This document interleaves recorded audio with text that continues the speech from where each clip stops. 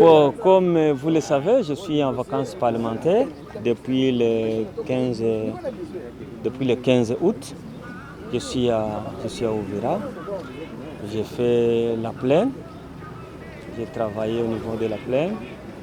Et après la plaine, je devais passer ici dans la ville pour échanger avec l'autorité urbaine. Nous avions échangé avec lui sur plusieurs points, notamment la situation qui prévaut dans la ville d'Uvira. C'est chaque jour qu'il y a crépitement de balles. En tant qu'élu, on devait prendre un peu de temps pour discuter sur la situation et proposer ensemble les pistes de solutions, parce que nous voulons la paix. Sans la paix, il n'y a pas de vie. Vous savez que depuis le mois de février, il y a une grande partie de notre province qui est occupée par le M23.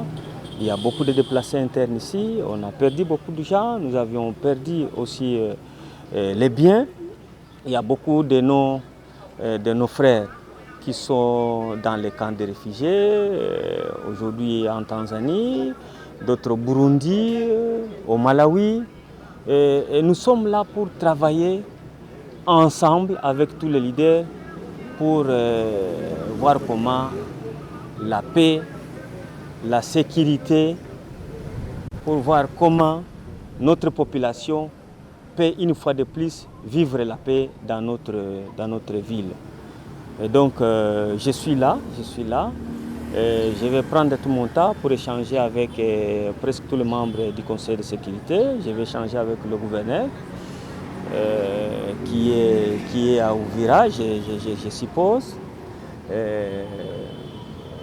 J'ai dit la question principale, c'est la sécurité dans la ville et le territoire d'Uvira. En tant qu'élus, nous ne pouvons jamais encourager une guerre entre les Wazalendo et les FARDC. Si aujourd'hui nous sommes encore à Uvira, c'est parce que les FARDC et les Wazalendo sont là. Nous voulons que les FARDC et les Wazalendo se mobilisent pour faire la guerre à l'ennemi, pas un Wazalendo contre un élément FARDC, ça ne passe pas. Et à chaque fois qu'il y a un affrontement comme ça, qui est perdant? C'est cette maman qui vend ses tomates au marché zaïrois, c'est cette maman qui vend ses frétés sur la RN5 qui sera victime.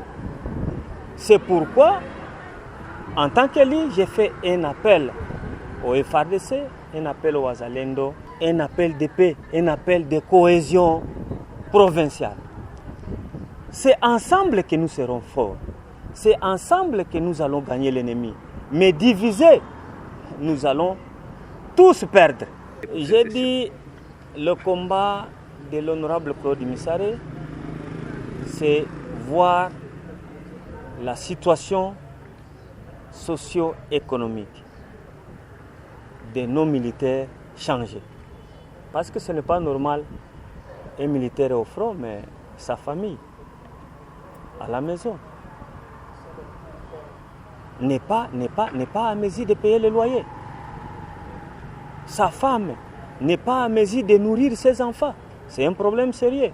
Les Wazalendo qui sont au front, ils doivent être aussi pris en charge par l'État. C'est ça le combat que nous devons faire comme élus. C'est ça le combat que nous devons faire comme représentants du peuple. Et donc, vous pouvez compter sur moi. À la session de septembre, l'honorable Claude Missaré va mouiller les maillots pour que cette fois-ci, le Muzalendo qui fait la guerre avec nos FARDC puisse être aussi pris en charge comme tout le monde.